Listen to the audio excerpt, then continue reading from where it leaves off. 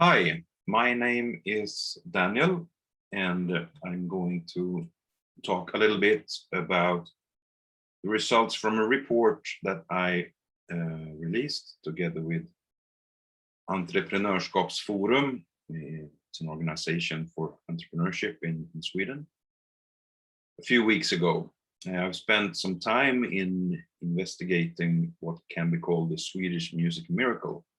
The fact that we have a lot of songwriters and producers that are active on the global arena, making music for many of the big stars, many of the big artists. So the question is simply, how come that Sweden has become such a expert music nation when it comes to both streaming and the new way of consuming music, as well as music production and music creation. So this is a recorded version of this talk, which means that I cannot answer any questions. If you have any questions, you can email me. You see the email address.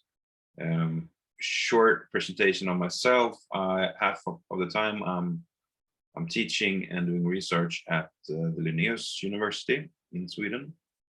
I'm also doing analysis and writing news for the music industry's newsletter in Sweden called Musikundret, or MI. I've also been working in a research project for quite some time now called Future Pulse, where I've been representing Soundtrack Your Brand, which is a platform for background music. I won't go into my background. Basically, one could say that I've been working with digital distribution of music, computers and music for 25 years. And during the latest 20 years, I've had the opportunity to do analysis of how the industry is changing. And in the notice, I had the possibility to do some research studies on how the music industry was changing. Especially, of course, I looked at decentralized distribution and how file sharing, peer-to-peer technology were changing the music industry. Now, this report is in Swedish. We'll see if we get around to translate it to English. But it's available if you search for the svenska musikundret. You can search for my name, or you can search for Entreprenörskapsforum. You will get the full report. We're going to try to summarize what's in that report, which is both a summary of a dialogue I've had with a lot of music industry actors, as well as I've collected and looked at all the research that has been done on this area within Sweden, as well as, of course, my own research and analysis of, well, basically following how the music industry in Sweden have changed during the latest 20 plus years. So the title is The Swedish Music Miracle, Small Companies on the Global Arena. An introduction. In Sweden, the term music miracle, or musikunder, as it is in Swedish, was introduced in the end of the 1990s regarding the many artists that had succeeded abroad and created a new form of export for the country. Artists like Ace of Base, Robin, Europe, the Cardigans, and Roxette put Sweden on the global map. For a couple of decades in the 80s and the 90s, we have the situation where Swedish artists became quite big abroad and were among the biggest artists in the world. So during this time, in the end of the 90s, we also had a situation of the CD sales increasing revenues quite much, leading to a situation where in Sweden, politicians and the society wanted to be a part of this success.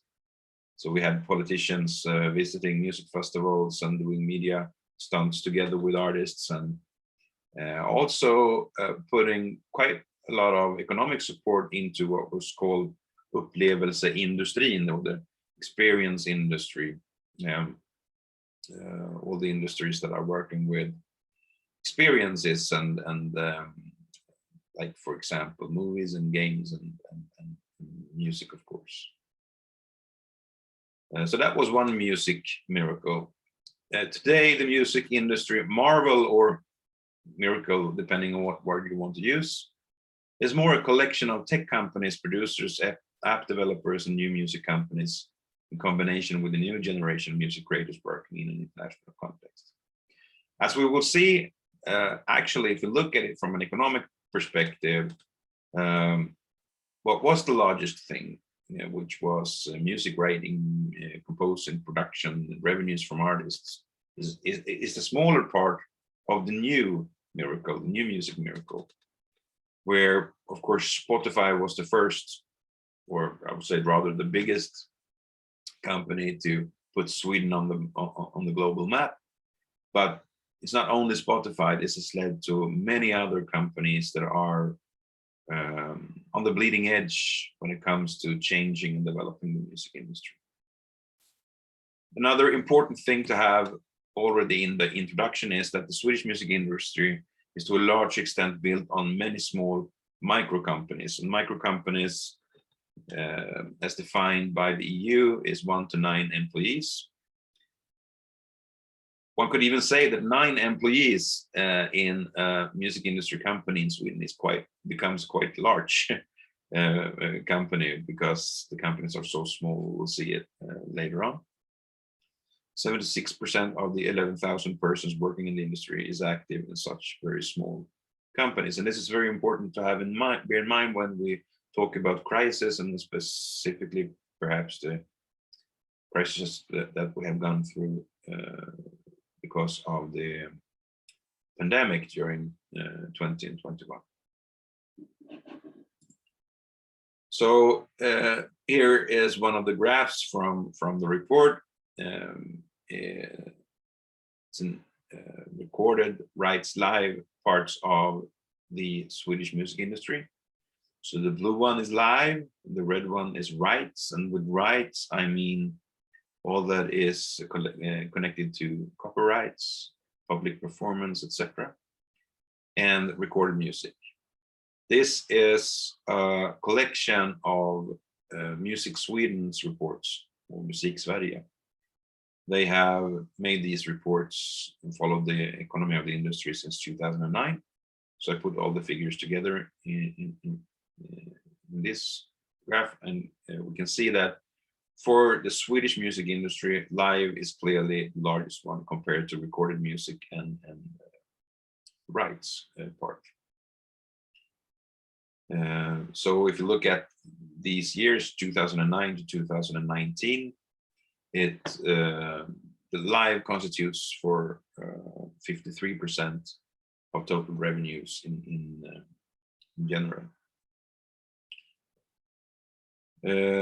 What is interesting, though, is to see that since 2010, we've had a steady increase in total revenues to the music industry, much thanks to the increase in the live industry, as you can see.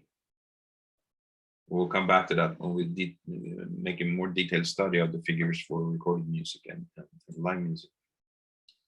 And if we look at the export versus domestic revenues, you can clearly see that domestic, which is the green one, is, if you look at the total turnover of the Swedish music industry, it is by far dominating. And the export, I don't know the color, but this thin line or slice to see on top, that is what in tradition have been called the music export, revenues from different parts of music being used internationally, live revenues from Swedish artists perform. So as you can see, it is still quite a small part of the total revenues in Sweden. We have to say something about, we'll come back to these graphs a little later on, but we have to say something about the music industry because it's important when we're talking about how to support the music industry system in the best way. There are 5 very clear roles, functions within the industry. We have the music creator, which is also called the songwriter, the composer, who does the melody, the lyrics. The one is creating the music. It does not necessarily have to be the one that are performing the music. It could be someone else. So we separate between the music creator and the performer, which we call the artist, musician, which usually are the ones that are performing live. So often the same person can be both a music creator and a performer. But if we look at the top charts around the world and you look at who has created the music, you will see that there are many, many more behind songs than just the performer. So it's very important to separate between the creator of the music and the performer. Especially when we're talking about crises like the pandemic, which we will come back to. Then we have the music publishing company that is working with the creators, the songwriters. So their purpose in the music industry system is to take the song, not the recorded song, but the copyright, the copyright chip around one song, the music and the lyrics, and try to make this song happen in some way. So for example, you can have a situation where you have a publishing company having a music creator that is in his home studio or her home studio, recording the music, sending it to the first demo of the music, sending it to the publishing company. The publishing company says, this is great, we will try to pitch it to this record company. And the record company then says, oh, this is a very good track, or this is a very good song, rather, not the track, the song. We would like to record this with this artist.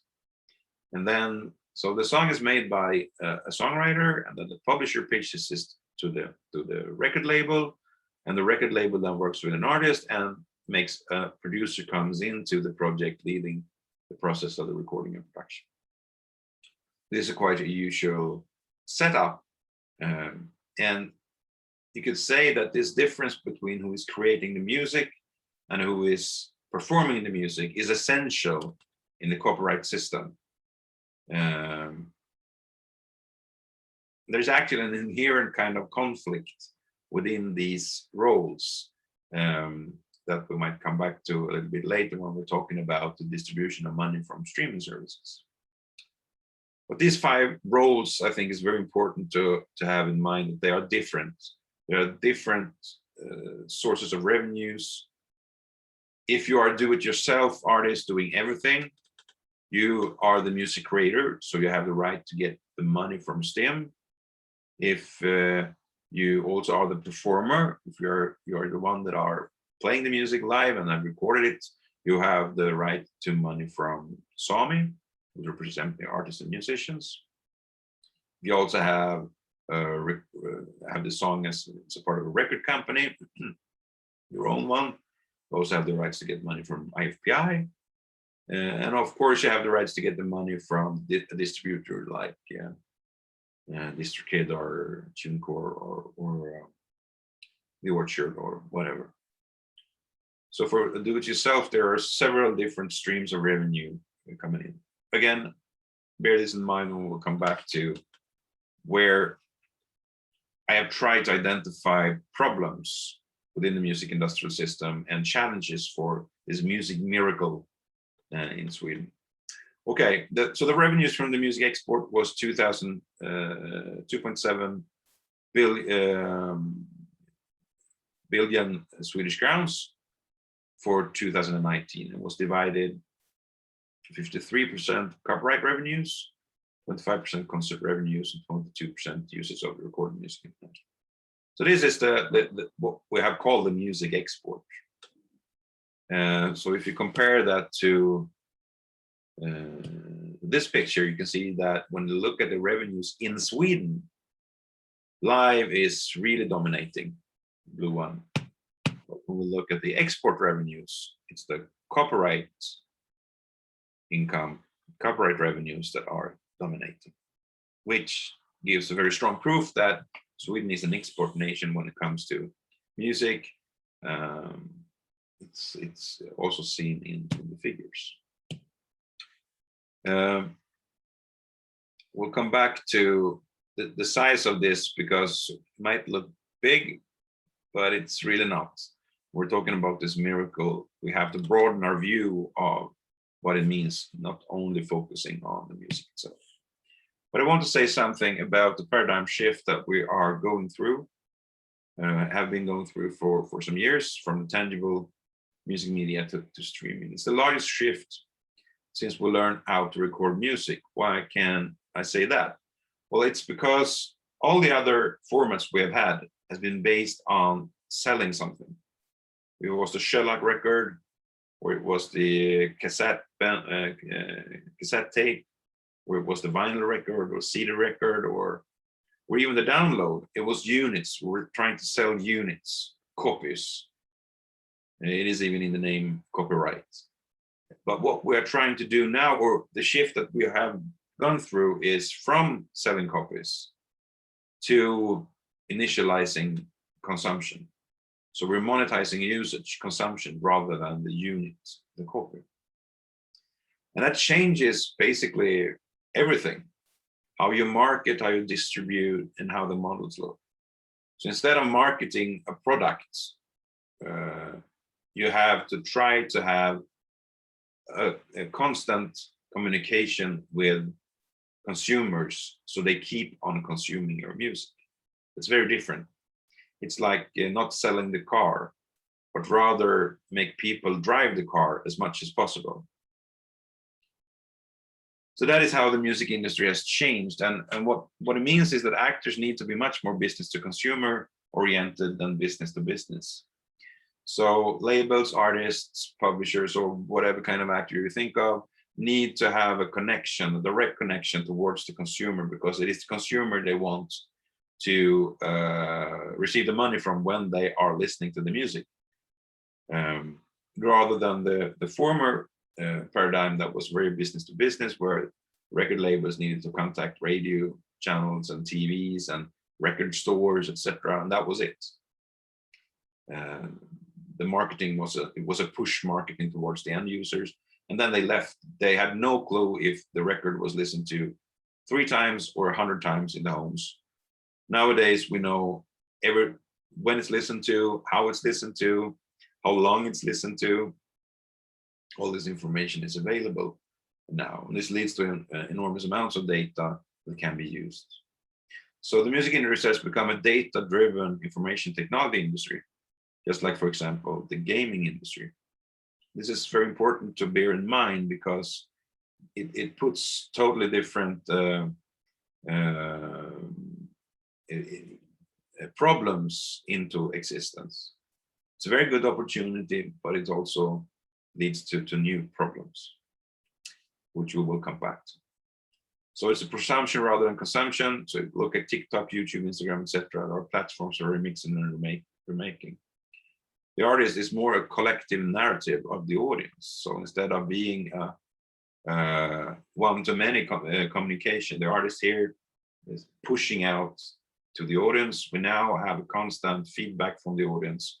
So one can say that the artist is now much broader than just a person. It is the collection of the narrative that the audience is creating together with the artist. And it gives opportunities for new ways of funding music creation, such as crowdfunding, NFTs, blockchains, and buying shares in music, and so on. Okay, so this is just to have a little background on the huge changes that we're actually seeing. Okay, so we have a short introduction to the Swedish music industry. We have the structure of the music industry. We have the paradigm shift. So what is the Swedish Music Miracle all about? Well, we're talking about 2.7 billion Swedish crowns in export revenues. It is only 0.11% of the total export revenues to Sweden during the year 2019. It's not a big part of our export revenues. Music export revenues constituted for 14.3% of the export category, personal services and culture for the same year. So how come that Sweden is looked upon as an important music industry nation, respected all over the world? Well, first of all, we have high-profile producers, songwriters, which I call ambassadors. We kind of have Swedish-fied, also when it comes to, especially when it comes to hit music. So you know the names Max Martin, Shellback, Robin, Sara Larsson, Ola Håkansson, Anders Bagge, Tove Lo, Noni, Lykke Li, Veus, who is now the chairman of CSAC, among others. So it's a generation of high-profile songwriters, producers. And why have so many Swedish songwriters and producers succeeded? Well, in the dialogue with the industry, there are some quite simple explanations. For example, it looks like Swedish songwriters and producers are quite easy to work with. If you look at many of these names, it's the same kind of people. They don't want to be on the stage so much. They don't want to brag about themselves. It's a Swedish lågmäld is the word in Swedish, kind of with a little bit leaned back approach to what you're doing. Discipline is the second one, that in fact, when you have studio time at 1 o'clock in the afternoon, people show up. So discipline and a very high knowledge in technology, especially when it comes to digital technology for producing music. So easy to work with, discipline, the high technology knowledge, together with a sense of recipes, song recipes and melodies that is working not only on one market, but can be used on many different markets. These are some of the reasons that have been mentioned about why so many Swedish songwriters and producers have succeeded internationally. But that is just one part. What has happened during the latest years? If you remember how it was in the noughties with the Pirate Bay and the Reconnect and Kazaa. I mean, both the Pirate Bay and Kazaa had a Swedish foundation. Everyone was looking at Sweden as a pirate nation. The pirates were happening in Sweden. So it's actually just the latest 10 years, I would say, rather the latest 7, 8 years, that the view has shifted from this pirating nation to a very a success nation when it comes to music. And of course, it started with Spotify, but we have many other companies to look at later on. So I would say that if you look at the new Swedish Music Miracle, it's more kind of a tech miracle in combination with songwriting and producing. Also, because of this, because already in 2011, streaming was the largest format in Sweden. In 2013, 80% of revenues to master owners came from streaming already in 2013. So very early we adopted, because of course Spotify was released in Sweden, this new way of monetizing music, which meant that the trade and copyright organization in Sweden got a larger international importance. So for example, STIM with the construction of ICE, also Sami, EMA, IFPI internationally, which is all this together has led to Sweden becoming kind of an expert country when it comes to the new way of consuming music, new technology, and music production. So again, it's not only Spotify, we have Amuse, we have Epidemic Sound, it's the second largest music company in Sweden, soundtracker brand. SoundCloud actually had Swedish founders. Audley Session with Björn Ulvaeus and Niklas Melinder and Max Martin. Corite, Guestrument, Single Unofficial and App, Right Band or Tenure Market, Record Union, just mentioning a few here, Jubel, Tonity, Snuff Records, Cobalt had Swedish founders, Sync, Sound Lily, Soundation Gig Digital, via software that is active in the gaming industry. This is just I went through a little quick through the news I've been writing about during the latest year, and these came up. There are many more, of course. So it's not just Spotify, but Spotify has kind of laid the foundation for many other companies to succeed internationally. There's one of the very big conclusions within my report is that very fast we're coming down to small companies. So Spotify has had in 2019, we don't have the annual reports for 2020 yet, but had, or for some we have them overall, had more than 1,500 employees in Sweden. The majority, of course, are employees internationally, but 1,500. So it's clearly the biggest company in Sweden, and then it's Epidemic Sound, then STEM and Universal, the Swedish branch of Universal Music Group, Live Nation in Sweden or Scandinavia, Soundtracker Brand, and so on. And very fast we come down to 50, 45, 30 employees. And so it's not very big companies. It's quite small companies if you compare it to other industries. Just take a little bit of water. The 20 largest organizations and companies, including the local branch of Spotify, what could be called the core of the Swedish music industry, have 2,600 employees. In total, though, the Swedish music industry have 11,000 employees connected to the relevant the classification, SNE codes, as we call it in Sweden. So 76% of all working in the Swedish music industry do that in the form of micro companies. A large portion of the actors are niched consultancies. This is a trend that we have seen in Sweden, that during the latest 10 to 15 years, many have gone from being employed by large companies to start their own small company offering niche services based on their competence. So what we have seen, partly perhaps because of the situation as it was in the notice, is that the music industry in Sweden is an ecosystem of many small actors, often companies with 2 or 3 employees. And this is the creative basis for the Swedish music industry. And many people are, as is in international forms of the music industry as well, many people are involved. So I just took the example of Sara Larsson and the album So Good.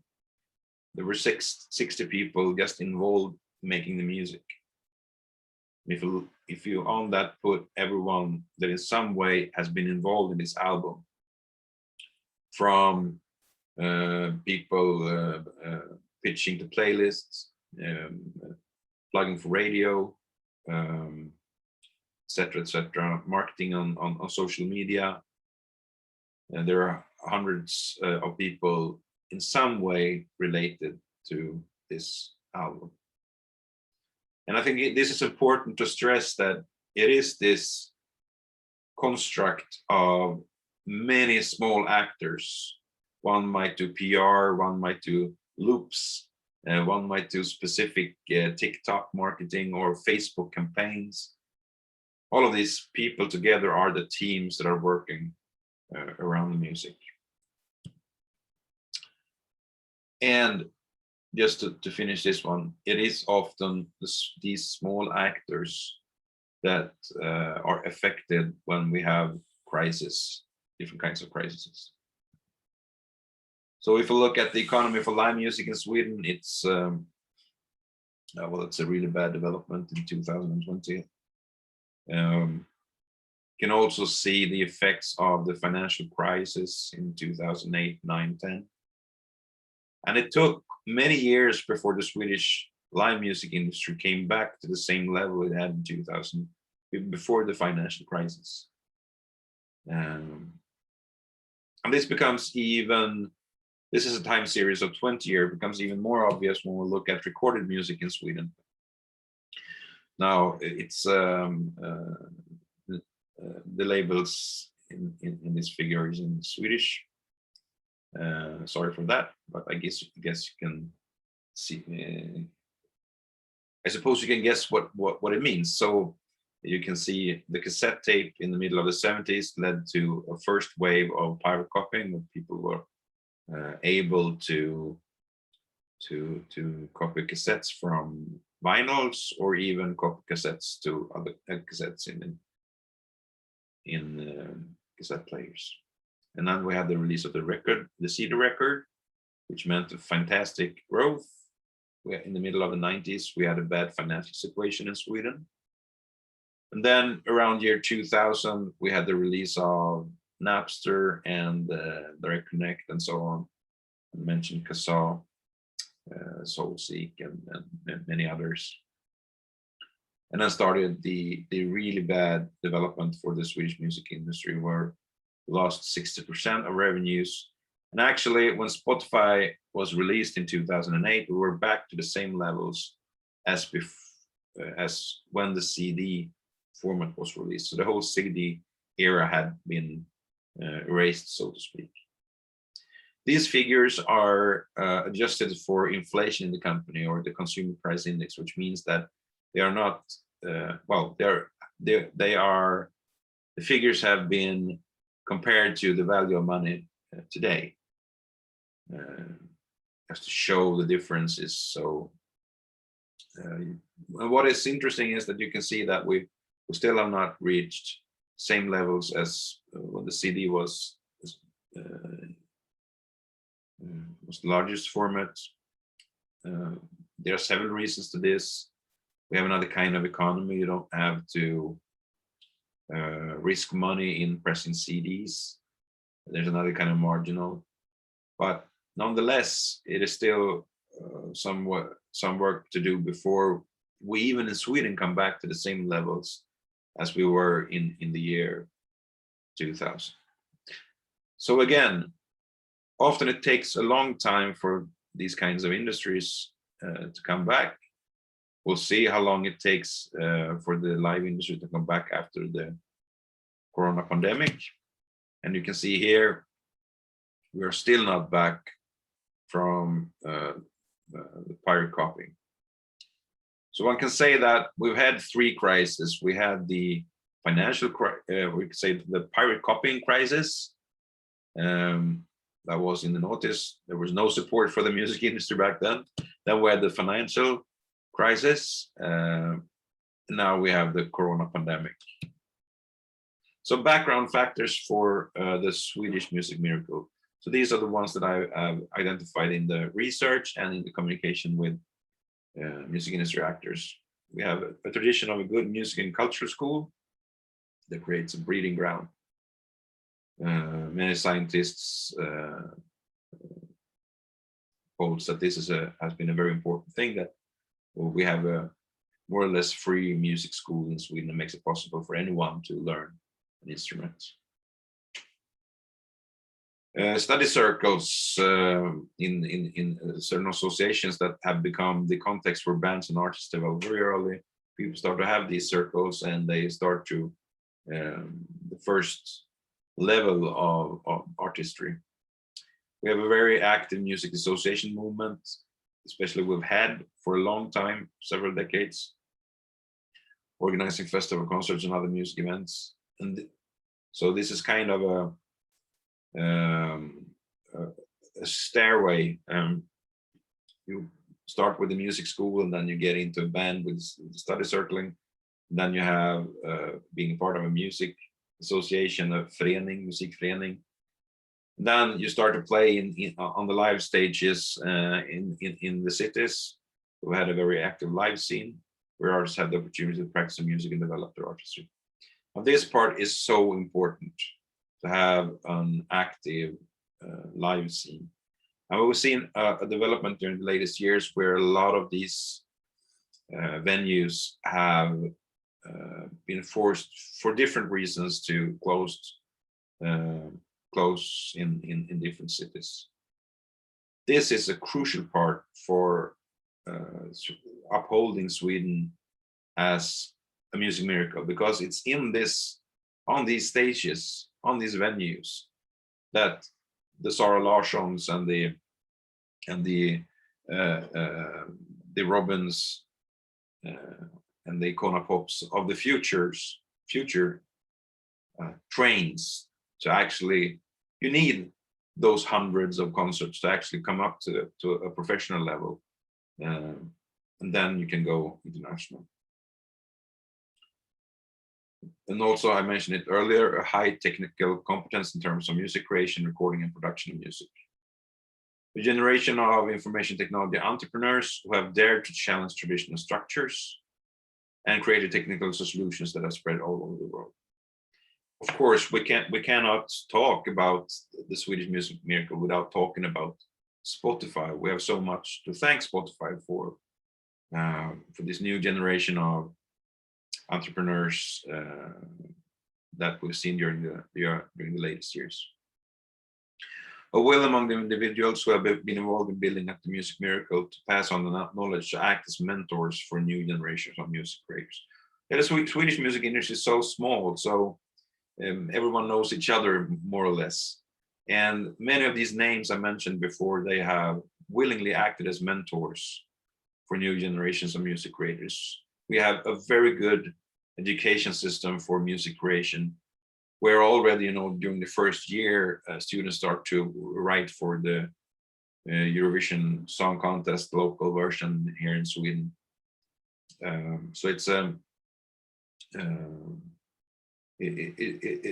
collection of different factors that leads to a situation where you have this mentorship going all the way from the beginning all the way to the end. And again, the willingness to act as a mentor, not see another songwriter as a competitor. I think that has been very important for Sweden becoming such an international nation when it comes to producing music. A deep knowledge and understanding of the British and American culture and entertainment industry. And to that, now we can add South Korea, Japan, and also China, India, etc. But especially, I would say, South Korea and Japan has also been markets very important for Swedish songwriters and producers. And of course, now all things that are happening in Latin America is very, very interesting also for the Swedish music industry. And again, a large number of small companies and entrepreneurs who together form an ecosystem of services related to music. This is kind of what I found in trying to explain the Swedish Music Miracle. Each of these areas puts into the total explanation of course, good knowledge in the English language is, of course, very important as well. But the miracle is challenge. The ongoing pandemic will affect the Swedish music industry long after the arenas have opened. So there's an inherent delay in the system. So that makes me come back to when we're talking about music, the export revenues coming from copyright revenues. So we have a delay that is 1 or even 2 or even more years. So the effect of the pandemic for Swedish songwriters and music creators was not last year, 2020 or 2021. It will come in 2022 or even 2023, because you have this delay in the system. So even though the concerts perhaps starts this summer, music creators will feel the effect 1 or 2 years later. I will come back to that when talking about things that we perhaps need to do in Sweden to uphold this miracle. We have an aggressive positioning and acquisitions of music companies by large companies from China and the US. Certain centralization can be seen in digital distribution. Well, this is something happening, and I won't mention any names, but there are a couple of companies that are gradually buying themselves power within the music industry system. And this also means that they're opening up for other markets to, create professional music. And this is not, of course, just a challenge for Sweden, but for all smaller music markets, that bigger actor comes in and eats smaller actors. Another thing that the different actors represents the music industry that I've been talking to during the latest year have stressed is that the new copyright directive is implemented in a good way. So there are two reasons: managing value gap and safe harbor, the need for direct reporting from user-generating content platforms, and more fair conditions for the small players. The structure of the streaming economy, we don't have the time to go into pro rata versus user-centric. Can just say that SoundCloud now, as you know, have moved to what they call the fan-based royalty system. This is something that needs to be more investigated, and to also support the middle-sized practitioners and music creators. The music export is not a self-playing piano, I wrote in the report. What I mean by that is that many other countries have much more support from the state to promote music export. You need to be available at the different conferences, build networks, pitch music, etc. And this costs money. And if you compare the Swedish state support for music export, it's much smaller than many of our neighboring countries. And another problem that has been mentioned by all of the different actors, I should say that these 6 points have been all mentioned by all different actors, is royalty-free music or buyout. The effect of royalty-free music as described by the actors is that it makes it much cheaper and easier for producers of TV shows and movies and commercials to use music, but it basically makes it much harder for all the other music to be used. So one can say that music is viewed as a short-term source of revenue rather than long-term assets. Some other things that we need to focus on. Time is flying away. We still have a large inequality in the Swedish music industry.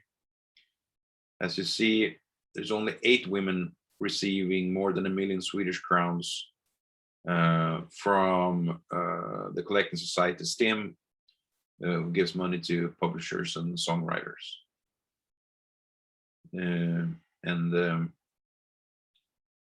This is really something we need to do more structured work around why it is like this.